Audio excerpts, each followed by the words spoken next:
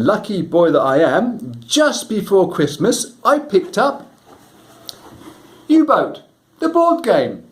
Kickstarter edition, unpunched, and, well, I got it very, very cheap. Like I say, lucky boy that I am.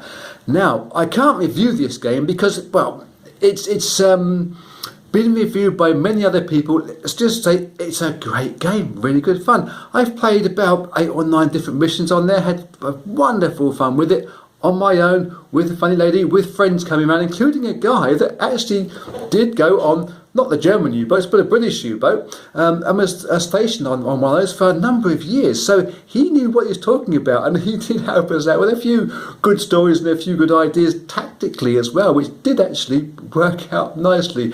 As I say, the game is great. I can't review it. Other people have reviewed it, and they will tell you how good it is. One slight concern before I bought it, and other people may have, is the app-based system on there. The game's been out a couple of 3 years now. The app hasn't been updated, but news on BGG says they're going to update the app. It's the actual guys that make the game and have been devised the game. They are going to be updating the app this year, and this year very, very soon. This is 2023. This is coming to you at. Now, I got this, as I say, just before Christmas time. That's 2 months ago, and obviously, apart from playing the game, as is my wont, I have been pimping my sub. Let me show you some of the things that I've done a little bit more up close than that first screen with my almost finished, although are games ever finished when you start tinkering with them? Before we get going, may I mention that I make these videos in aid of a charity called Cure Parkinson's. You can guess what they're trying to do.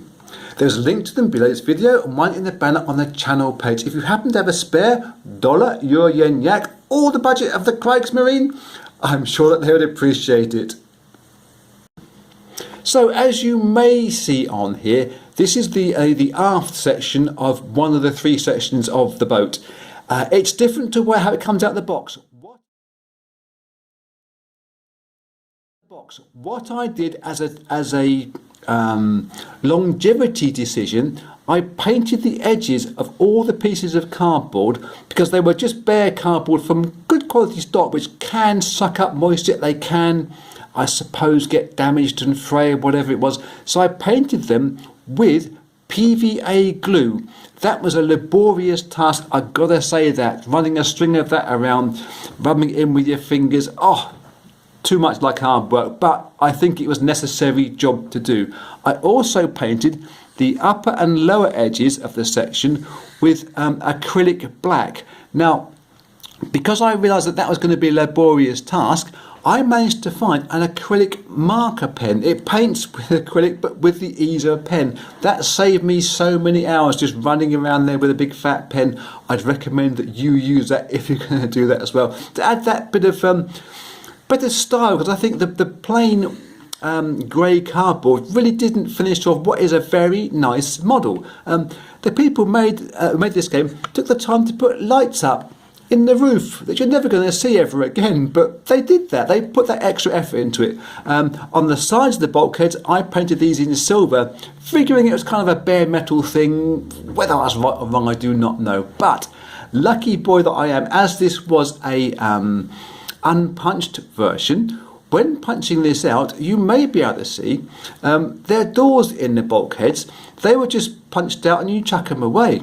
There's little circular parts that were part of, I think it was the, let me have a quick look, a little bit of the area where the guns would turret in. There's circles on here. I used those to stick onto these doors and made the doors into bulkhead doors, stuck them on with a little plastic hinge, which it's lasting pretty well for that extra little bit of rock and rollness. It's my madness. But one thing that I did do, I think everybody should bear in mind, if you've got an unpunched one, and if, like me and other obsessive people, you tend to collect all the sprues and spurs that you take off these models, I took the sprues that came out of these slots. There were slots in here and down here where your bulkhead slide in. I kept the sprues from there, made little T-pieces, if we can see that, out of them, so the correct ones matched up, and put them back into place, and glued them in position, not necessarily for stability, but so you're filling in what would have just been an empty slot along there. That may be something which you might try to do if you still got your bits, or if you're going to get a new version, because I do believe they're going to be making this again sometime soon. Let's hope they do, for your sake. The other thing that I did, which you may be interested in, is below the conning tower. This is not a particularly well-fitted piece, I would suggest, because this thing tends to spring outwards on this edge. It's okay, but using again some pieces of sprue, made a little U section to go in there, glued it in place. That now holds up nice and sturdily. It also, with the black acrylic paint that I put into here in these slightly deeper V's, just finishes off that edge nicely. And what I'm particularly proud of is my safety cage, my railings, whatever you want to call them, where the guns go into here. The old 88mm gun, isn't it? Sits on the back there, and or 50 cal gun sits on the back there, isn't it? And there's some railings to go on the top there. This isn't actually attached in any other way than its springiness. It sits on inside here, springing outwards. It's bent around different kind of places to give you that that small extra little bit, just that 1%, which makes you go all childish and 5-year-old when you play the game. And believe me, I'm like a 5-year-old when I play this game. It's made out of wire wrapped in paper. I believe florist wire is a very suitable thing that you could use for it. I actually just used masking tape on some thin bits of wire that were for my vaping machine. Yes, a bit fiddly, took a long time, a lot of faffing to get it into being in that shape, but I think the effect is, well, I like it, even if nobody else does. Because this was a Kickstarter edition, and as I said to you, it came really cheap, and it came with a resin kit. Well, you got to do some painting, haven't you? There is our fantastic diesel engine. We like the diesel engine. We have got a big electric motor for all the greenies that are out there that want to run their boats on green engine, green efficiency, or underwater. We have our cooking station, and we have our communication station, along with the torpedo tubes. I kept all this lot noticeably, as you may be able to see, they're kind of rough and ready and worn and tired, because as I've said with a lot of my Axis and Allies games, it's got to be tired. It's war-torn. These things have been in action. They can't be all pristine and clean and tidy. A quick look at some of the stuff from the resin kits that I'm most proud of. I do like my poison gas. That to me is, well, rock and roll. The rebreather, it goes along with that same colour scheme. You're taking up gas and rebreathing from it. So we've got the same tone of green going there. I've kept the broken lights in a mainly lightish colour, and the light that which fixes it, well, yep, same thing with a bit of yellow glow. That was a hard colour to make, that yellow, for some reason. I did struggle with that. We have our water and electric ingress damage coming in on the side here. We keep spanning ourselves around and finding it. There we go. And we've got some fire with a fire extinguisher somewhere. Where have I put that? Oh, there it is. Our fire extinguisher. Couldn't find that for a moment. Electrical repairs are done with our cable drum and a couple of kits with which to repair. And this, I will admit, I stole some of this idea for the water pump to get the water out of. We have got, as you can see, because it's not a very discernible model, I still struggled to see that that was a water pump when it first came out of the kit. A bead of water running down the front. It's a small piece of plastic tube which I've just stuck on there with a bit of super glue and then painted it all up. Not a lot else to show. Oh, we've got the periscope. Yeah, put that in with the kit as well.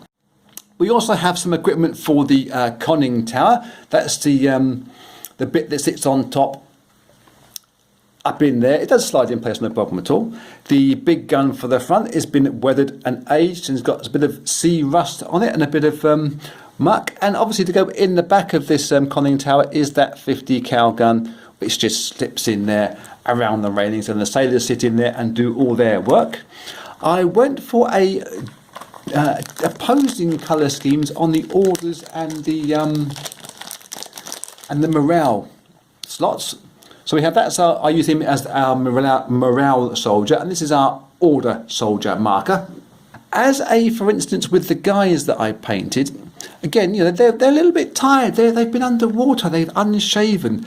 I have kept the colour schemes on a grey base, which you may figure is a little bit confusing if they've all got grey bases. But we've got the white strips or the brown or the blue coming around the bottom here. I have a difficulty myself in discerning the brown from the green. It's a hard colour for my eyes.